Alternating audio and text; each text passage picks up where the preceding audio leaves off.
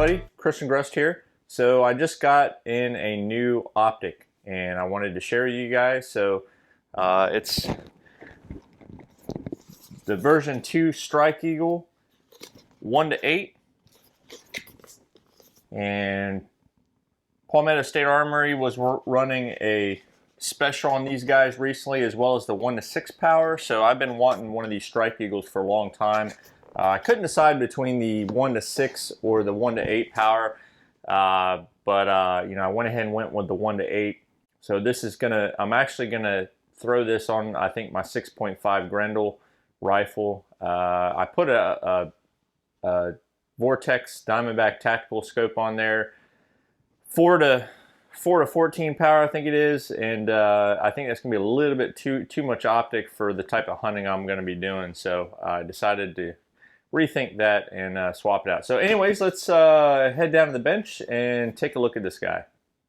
All right, so what we have here is the Strike Eagle 1:8 by 24 with Vortex's AR BDC3 MOA reticle. So this is a second focal plane scope. It is also illuminated, and it has a 30mm main tube. It's made from aircraft grade aluminum.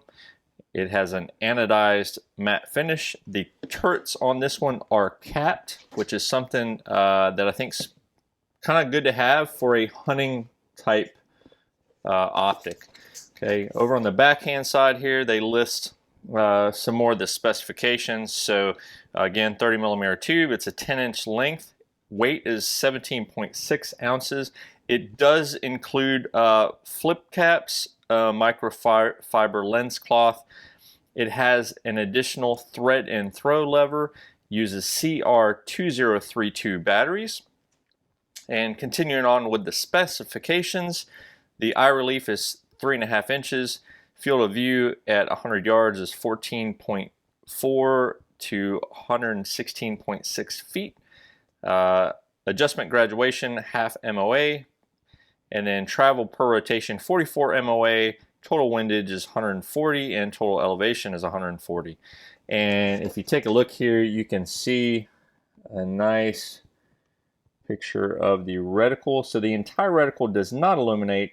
However, it does have kind of like a dot in the center with a bit of a half circle, if you will. It's a segmented half circle.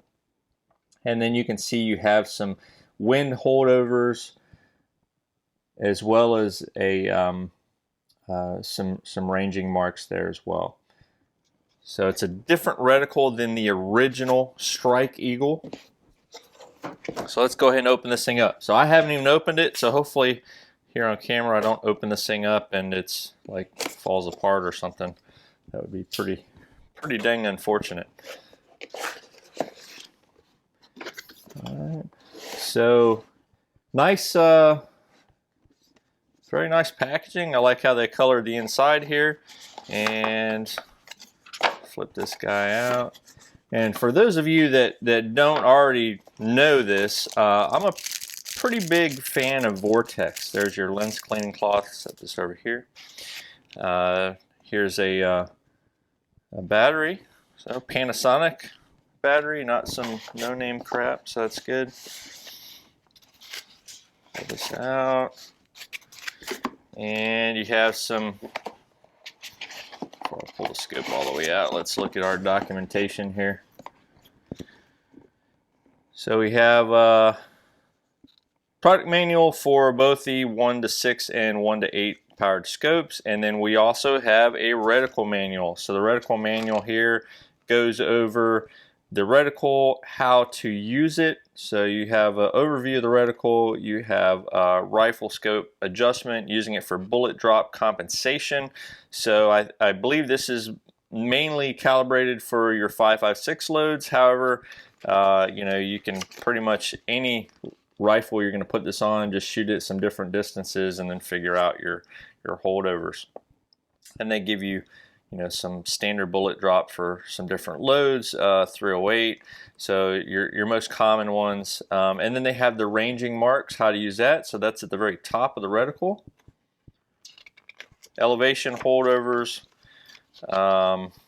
your windage correction, and so on. And then of course Vortex, their VIP warranty, unconditional guarantee there. So basically, if you freaking run this thing over with a truck, I believe they will replace it. So go ahead and set this out of the way.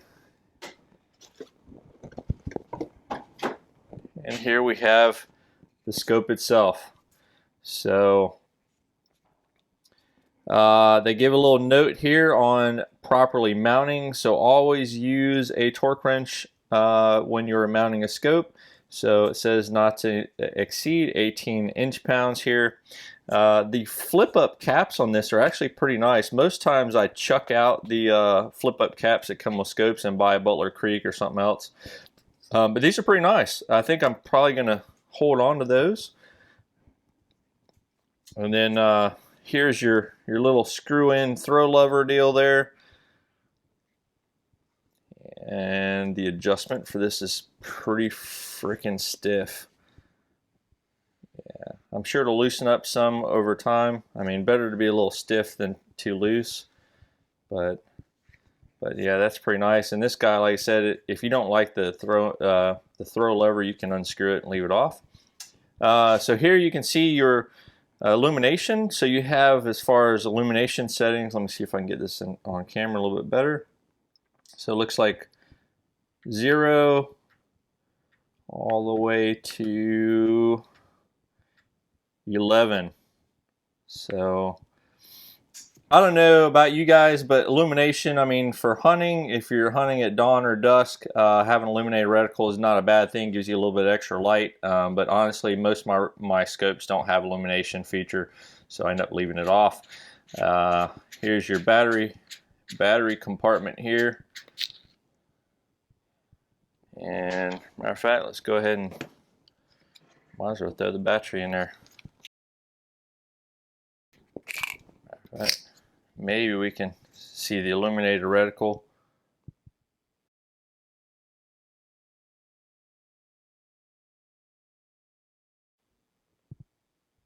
I have heard some things about the illumination part, that it's not so-called daylight bright. So if you're in really bright sun, you can maybe have some issues. There we go. That thing focused really nice. Reticle looks nice and clear. And eye relief doesn't seem to be too bad on this guy. That's at 1x, so this is supposedly a true 1x. Let me change the... Of course, we're just looking down at a freaking bench, so that's all the way up at 8 power. And the reticle looks pretty good. And of course, your eye relief changes considerably when you're at 8x. Okay. All right, so let's look at our turrets.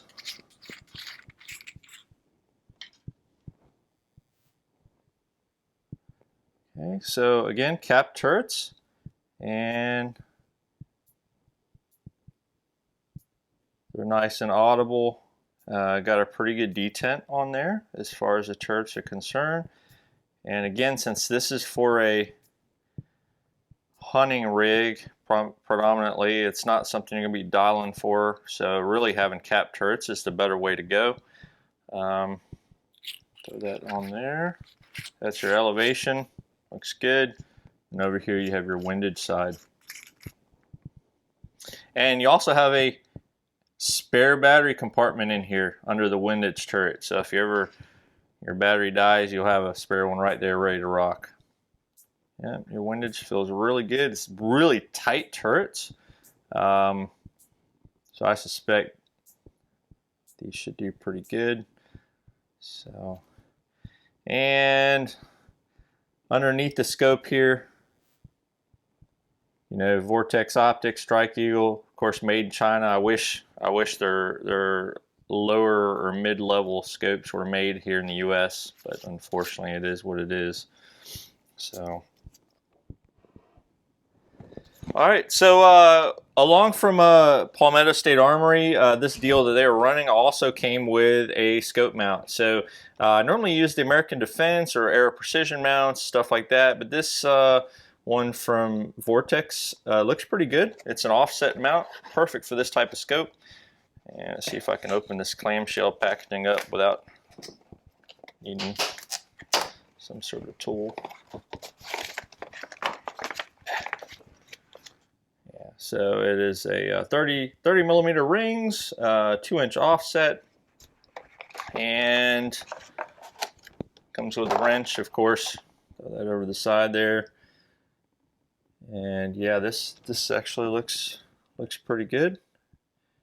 It's not terribly heavy. It's got 4 screws per ring, and it doesn't have, one thing I like is it doesn't have a big old knob sticking out of here, which some of your mounts have, so that's kind of nice. It's got just regular screws on there. So cool. So I'm gonna try this out. I got to do some lapping, make sure that those rings are good to go there. Let's see if I can. Yes, that's a closer look at this thing. A nice quality scope. So just to put this in perspective, how good of a deal this is, the scope I think retails from Vortex for $499. I believe this mount retails for I want to say $150 or $130 from Vortex.